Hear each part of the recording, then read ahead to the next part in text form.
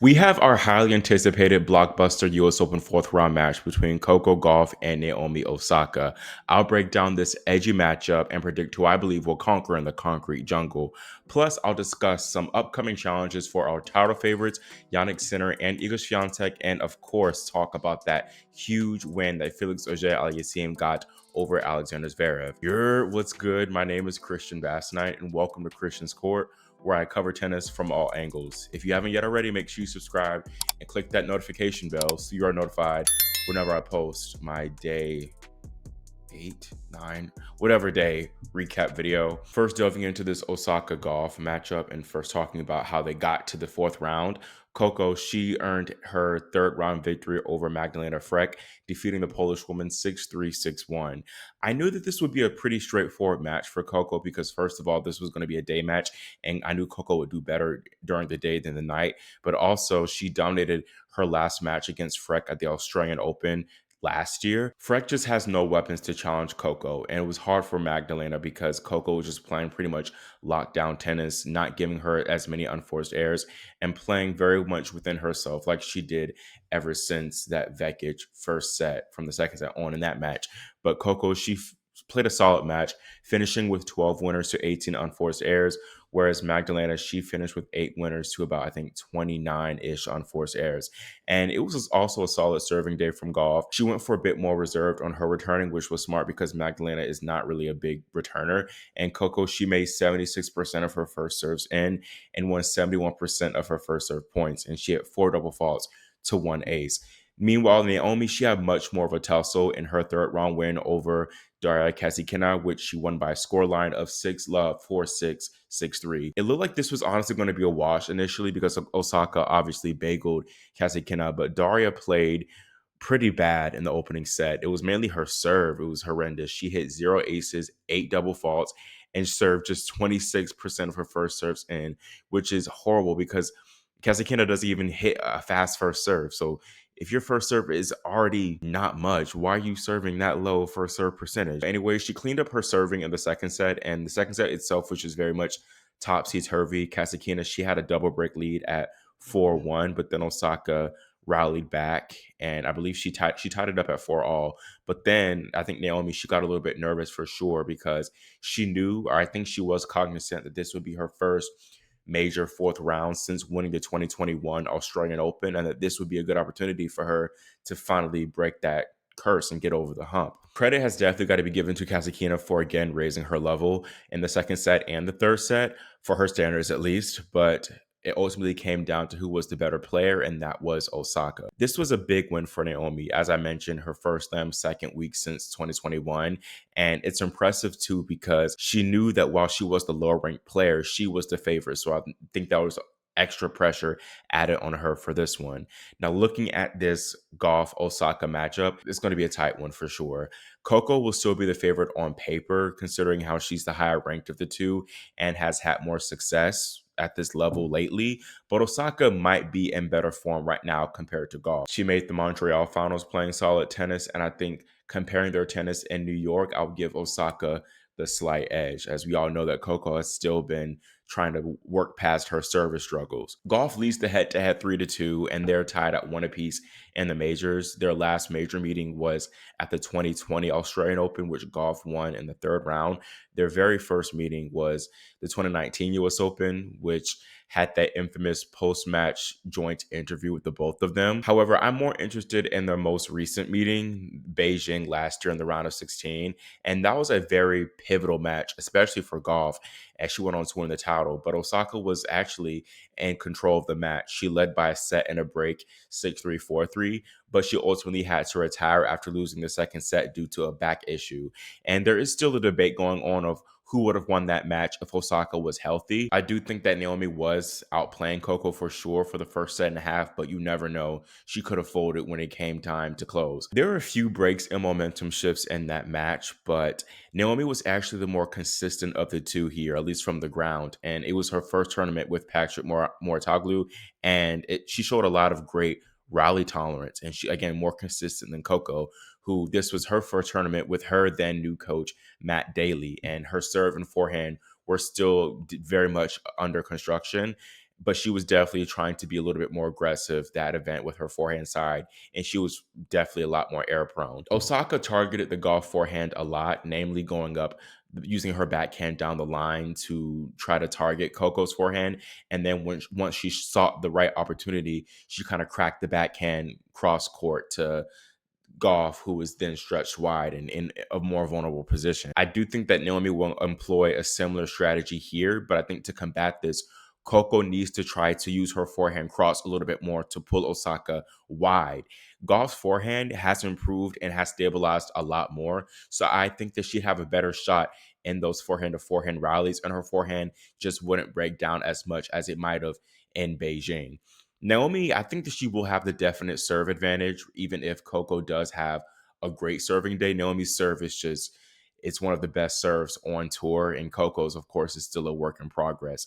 And yes, Coco's serve has improved. Osaka will still apply a lot of pressure, and she'll be looking to make Gauff pay, I think, for those weaker both first serves and second serves. I could see the double fault bug return and bite Coco in the hindparts here too. I still think the play for Gauff, the right play, is her going for a higher percentage first serves, not really going for the harder serves or the aces. Osaka's return game hasn't looked all that exceptional this event, so I think that Coco can still get away with not hitting bombs against the Japanese woman. Overall, though, I think that Coco might have the slight matchup advantage comparing the two because she is more multi-dimensional. She can play many different types of ways, whereas with Osaka, you know what to expect with her. She's going to be using her power and just overall ground game to win. Whereas Coco, she can mix up the spins. She can play aggressive, but also dial back and rely more on her athleticism and also still come to the net, mix in some slices and stuff that she's been doing a little bit more in her last few rounds. A lot of this result depends on Coco's serve. That's going to be her main shot.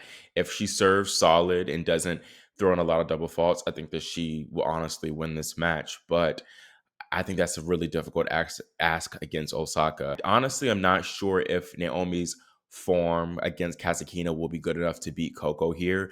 I can see her improving her level, though, in this match because I think that it was a pretty nervy match for Naomi. And I think that maybe since she got that monkey off her back and finally made a major fourth round, she can free up a lot more and play one of her best matches. Plus, she's knowing that she won't be the favorite here against Gauff, unlike where she was the favorite against Kasatkina. But still, though, I think there's going to be more on the line for Naomi compared to Coco. She's not only older, but she hasn't been in the position of making a slam quarterfinal in a long time. And every time she's made a slam quarterfinal, the 4 times that she has, she went on to win the title. So she knows this is a huge opportunity for her. When Naomi was steamrolling Kasatkina, I was confident that Coco would take this match because I just felt that Naomi needed a decent battle and needed to be battle tested in order to really prepare herself for what could come with Coco, who's going to make this obviously a battle. But I think that now that she got that Kasatkina match under her belt, I think that this will help Naomi become stronger in those tight moments. I don't know if I'm expecting the best tennis from these two. Their Beijing match wasn't necessarily the best. There's definitely going to be a lot of nerves, a lot of tension. Not sure yet whether this will be a primetime match or daytime. The nerves will be heightened even more if it's a primetime match. I think Naomi's best chance is if she beats Coco in straight sets. And that requires her to be definitely completely disciplined from start to finish, which will be tough against Coco. It seems like these lapses with Naomi are kind of inevitable. Now, I don't think that it's impossible for Naomi to beat Coco in 3 sets because she has gotten fitter over the years, but it's more or less a mental thing.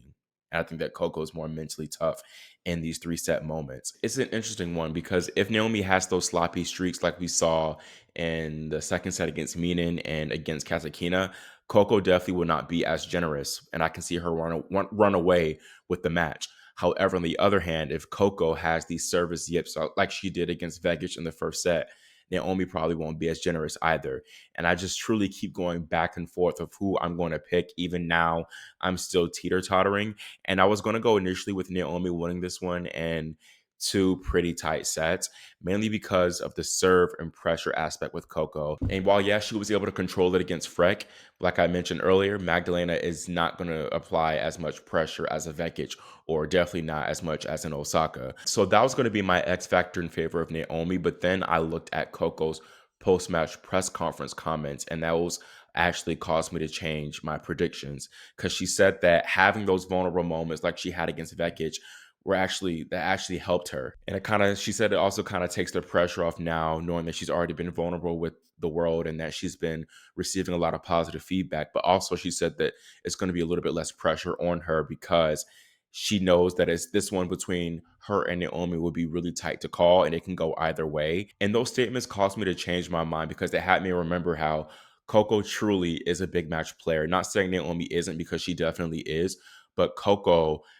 she tends to elevate her level more and more whenever she faces against tough opposition. She tends to play better round by round, and I do anticipate her having her best match of the tournament thus far here. So I'm going to be putting my faith in Coco and trusting that she really indeed is in a solid mental headspace. And I'm going to be having her win this match in 3 sets. Now, another interesting fourth round match is between Iga Swiatek and Ekaterina Alexandrova. Iga defeated a Russian in the third round, and Anna Kalinskaya winning that one 7-6, 6-4. This was a true Houdini act win from Iga. She was 1-5 down in the opening set, and she saved 4 total set points when she was down 2-5 when Kalinskaya was serving for it for the first time. And Swiatek, she was off her game for sure. Her forehand was shaky, but her backhand notably was really off, which it hardly ever is. She was netting a lot of those backhands. And Iga also struggled immensely with her first serve percentage. It was around 38% first serves in the first set, which is why she fell down that double break initially. And Kalinskaya, she did play great to start off this match, but she oftentimes struggles in the tight moments. That's why she doesn't have a WTA title to her name.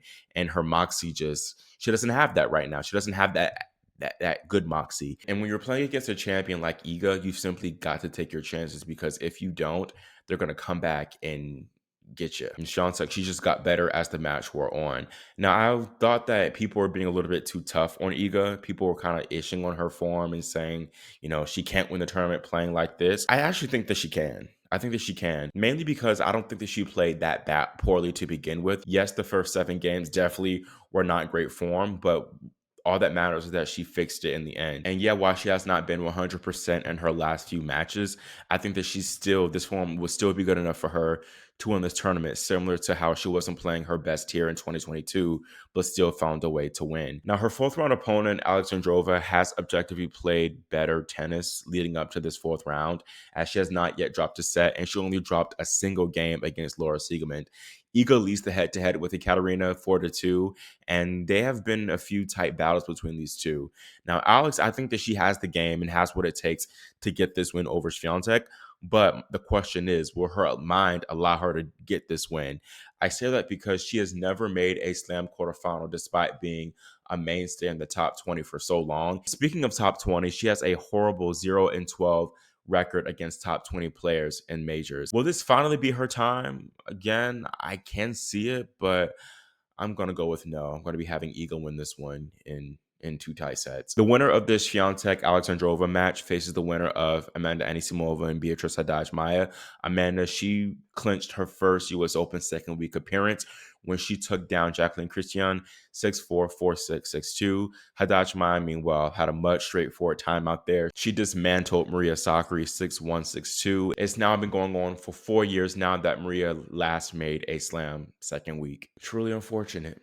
Truly unfortunate. But moving on, Karolina Muchova, she is looking to continue her streak of making consecutive U.S. Open semifinals. She got a very good 6-7, 6-4, 6-2 win over her compatriot Linda Noskova. Muchova now faces off against Marta Kostyuk, who defeated Deanne Perry in 3 sets. Also, got to give a shout out to Venus Williams and Leylah Fernandez for winning another doubles match. They defeated the duo of Aikari and Hozumi 7-6, 6-1 to reach the third round. V and Leylah now face the winners of 12 seeds, Alexandrova and Zhang, and then Brits, Bolter, and Cartal. Now, if Venus and Fernandez win that match, then they could face the top seeds, Taylor Townsend and Katerina Siniakova in the quarterfinals. Speaking of Townsend, Jelena Ostapenko has issued an apology for that heated exchange following their second round match earlier in the week, where she called Taylor disrespectful for not apologizing for a net cord. Ostapenko issued her apology on her Instagram stories, where she said, I want to apologize for some of the things that I said during my second round singles match. English is not my native language, so when I said education, I was speaking only about what I believe as tennis etiquette, but I understand how the words I used could have offended many people beyond the tennis court. I appreciate the support as I continue to learn and grow as a player. Goodbye, New York, and I look forward to being back next year. When asked about her thoughts on Ostapenko's apology following her second round doubles win, Taylor said, "That's nice that she did that she apologized. I mean, that's fine. That's cool. At the end of the day, I think that's a learning lesson for her." Honestly, that was not a great apology from Ostapenko, and I mainly say that because she didn't mention Taylor by name, and it seemed like she was more apologizing to the people that they were offended rather than, apologizing to the one person who deserves the apology, which is Taylor, who she disrespected. And I don't know if she apologized to Townsend in private. Honestly, I doubt it. But again, if I'd have to rate that apology on a scale from 1 to 10, I give it a 5.